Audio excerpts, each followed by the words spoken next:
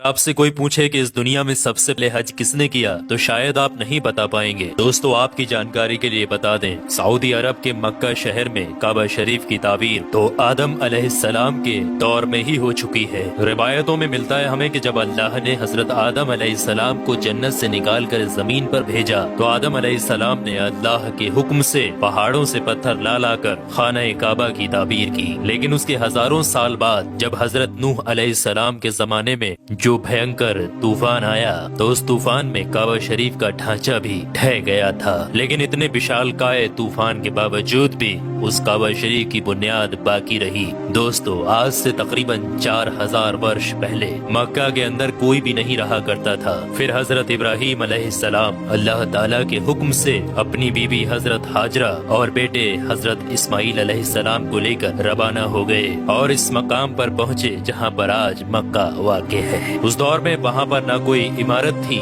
نہ پانی، اور نہ ہی یہاں پر کوئی رہا کرتا تھا۔ درختوں کے نام پر صرف ببول وغیرہ کی جھاڑیاں ہوا کرتی تھی۔ حضرت ابراہیم علیہ السلام نے بیوی اور بچوں دونوں کو یہاں بیٹھا دیا، تھوڑا سا پانی اور کھجوروں کو بھی پاس میں رکھ دیا، اور پھر آپ علیہ السلام شام کی طرف چلے گئے۔ حضرت ابراہیم علیہ السلام دوسری بار جب مکہ شریف آئے تو قیام نہ کیا، لیکن جب تیسری بار تشریف لائے تو حضرت اسماعیل علیہ السلام سے فرمایا کہ بیٹا اللہ تعالیٰ نے مجھے ایک حکم دیا ہے۔ تو حضرت اسماعیل علیہ السلام نے کہا تو اطاعت کیجیے۔ تو حضرت ابراہیم علیہ السلام نے کہا کہ اللہ تعالیٰ نے مجھے حکم دیا ہے کہ یہاں پر ایک گھر بناؤ۔ گھر کی تعمیر شروع ہو گئی۔ حضرت اسماعیل علیہ السلام پتھر لاتے جاتے اور حضرت ابراہیم علیہ السلام بناتے جاتے تھے۔ جب تعمیر ذرا بلند ہو گئی تو حضرت اسماعیل علیہ السلام ایک پتھر کو اٹھا کر لائے جو کہ حضرت ابراہیم علیہ السلام اس پر کھڑے ہو کر تعمیر کر رہے تھے۔ یہی مقام ابراہیم بھی ہے۔ یہ باپ بیٹے دیوار کو اٹھاتے جاتے تھے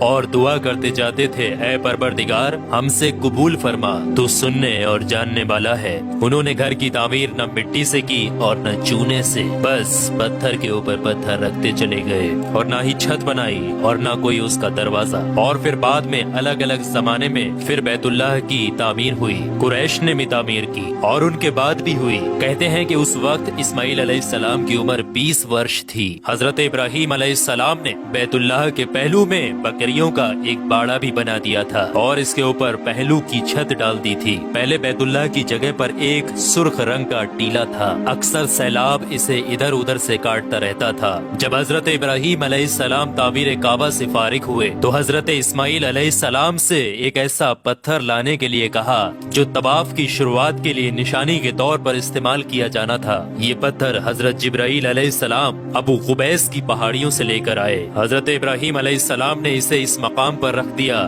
جہاں پر وہ اب تک قائم ہے۔ روایتوں میں آتا ہے کہ یہ پتھر بہت روشن تھا۔ حضرت جبرائیل علیہ السلام نے انہیں تمام مقامات بھی دکھائے۔ اور دوستو جب حضرت ابراہیم علیہ السلام کو اللہ کی طرف سے لوگوں کو حج کرنے کی دعوت دینے کا حکم ہوا تو حضرت ابراہیم علیہ السلام نے اللہ سے یہ سوال کیا کہ اے میرے خدا یہاں پر کون لوگ ہیں جو کہ میری آواز کو سنیں گے؟ اللہ تعالیٰ نے فرمایا کہ اے ابراہیم آواز دینا تمہارا کام ہے اور لوگوں تک اس آواز کو پہنچانا میرا کام ہے۔ دوستو اس کے بعد حضرت ابراہیم علیہ السلام ابو قبیس کی ایک بڑی سی پہاڑی کے اوپر چڑھ کر ایک بڑے سے پتھر کے اوپر کھڑے ہوئے اور لوگوں میں حج کرنے کا اعلان کیا کہ اے لوگوں اللہ تعالیٰ نے ایک گھر بنایا ہے اور تم پر حج فرض کیا ہے، لہٰذا تم اپنے پروردگار کی آواز پر لبیک کہو۔ تو اللہ تعالیٰ نے حضرت ابراہیم علیہ السلام کی اس آواز کو اتنا بلند کر دیا کہ اس آواز کو دنیا کے ہر ایک انسان نے سنا، یہاں تک کہ پیڑ پودوں کو بھی وہ آواز سنائی دی، جس کی وجہ سے پہاڑ اور پیڑ پودوں میں بھی یہ خواہش ہو گئی کہ وہ بھی اللہ کے اس پاک گھر کی زیارت کریں۔ اللہ تعالیٰ نے حضرت ابراہیم علیہ السلام کو یہ حکم دیا کہ وہ اس گھر کو رکوع اور سجدہ کرنے والوں کے لیے پاک اور صاف رکھیں۔ علماء اکرام کے مطابق حضرت ابراہیم علیہ السلام کے اس اعلان کے بعد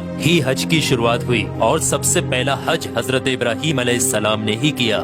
روایات کے مطابق رسول اللہ صلی اللہ تعالی علیہ وآلہ وسلم نے فرمایا کہ اللہ کے اس گھر پر اللہ کی رات دن 120 رحمتیں نازل ہوتی ہیں، 60 رحمتیں طواف کرنے والوں کے لیے، 40 نمازیوں کے لیے اور 20 اللہ کے گھر کو دیکھنے والوں کے لیے۔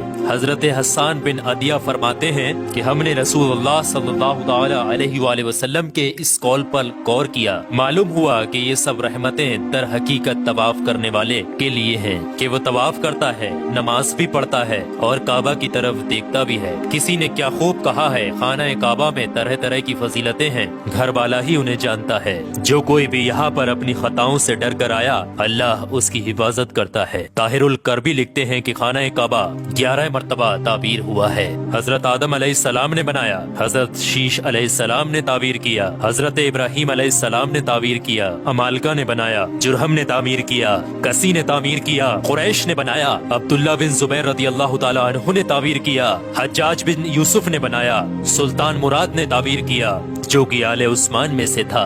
دوستو آپ کو بتا دیں، جو کعبہ شریف کی تعبیر کے لیے حلال مال اکٹھا کیا گیا تھا وہ کافی نہیں تھا، اس لیے 6 ہاتھ ایک بالست جگہ کم کر دی گئی تھی اور ایک چھوٹی سی گول دیوار بنا دی تھی تاکہ لوگ اس کے باہر طواف کریں۔ کعبہ کے اندر انہوں نے 2 صفوں میں 6 ستور رکھے تھے جس کے اوپر چھت تھی۔ اس سے پہلے کعبہ شریف کے اوپر چھت موجود نہیں تھی۔